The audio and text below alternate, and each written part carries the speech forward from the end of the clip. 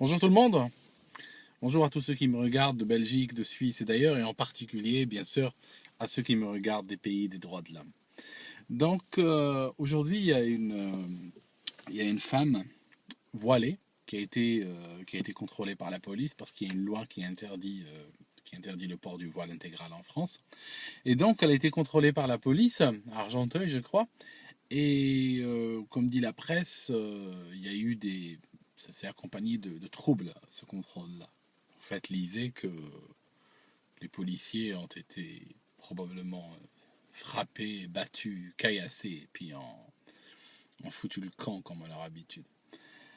Euh, alors, je lis les commentaires un peu partout et j'entends des choses du genre oui, elle n'a qu'à rentrer chez elle, elle n'a qu'à respecter la loi, etc. Bon. Moi, j'ai quand même un petit problème avec cette position. Bien sûr, je respecte les gens qui ont cette position, c'est pas un problème. Juste, j'aimerais vous dire que le 18 mai dernier, 18 mai 2013, M. François Hollande a fait passer une loi qui autorise l'homme à se marier avec l'homme et la femme avec la femme. Et qu'est-ce qui s'est passé? Énormément de Français sont donc sortis. Au lieu d'accepter la loi, ils sont sortis dans la rue et puis ça a occasionné des troubles. Et d'ailleurs, ça continue jusqu'à maintenant. Donc, comment concilier les deux positions? Sont-elles conciliables? Pour vous dire, nous les arabo-musulmans, n'est-ce pas? On a grande habitude des régimes totalitaires. Et en fait, on a compris depuis très longtemps que le régime ne travaille pas toujours dans notre intérêt.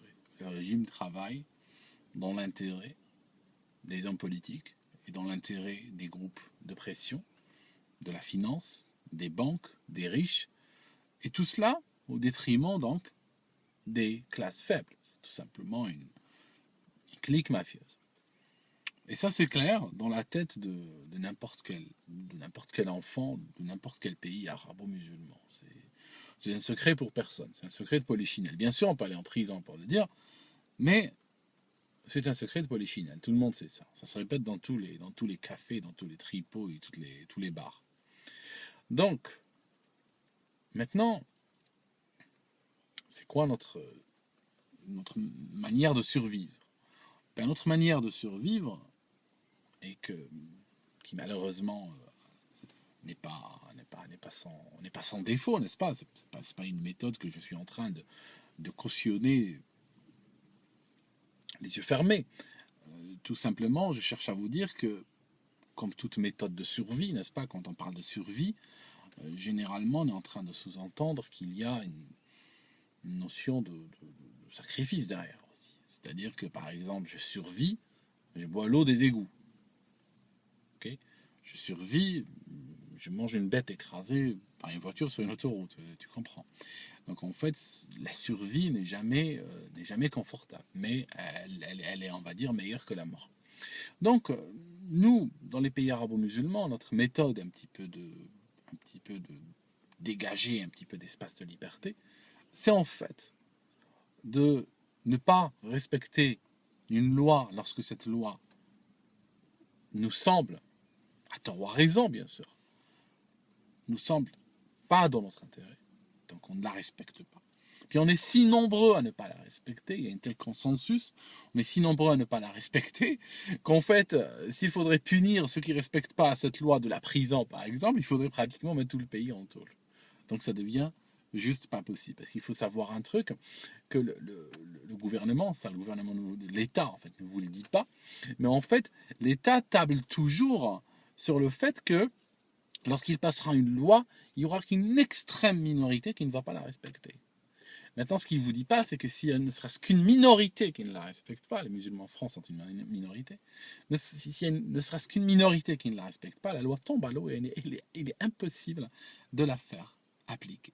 Donc en fait, il faudrait que la majorité, que l'écrasante majorité, pense que cette loi doit être respectée, il la respecte, il se plie à cette loi, et l'État à ce moment-là, il a gagné son pari. Si vous êtes 10% à ne pas la respecter, c'est foutu. C'est impossible. On ne peut pas envoyer un flic derrière chacun des 10% des Français. Il faudrait des armées de flics. Il faudrait en embaucher en Chine pour faire le nombre. Donc, notre méthode de survie, c'est d'abord de dire cette loi ne nous arrange pas, on la rejette.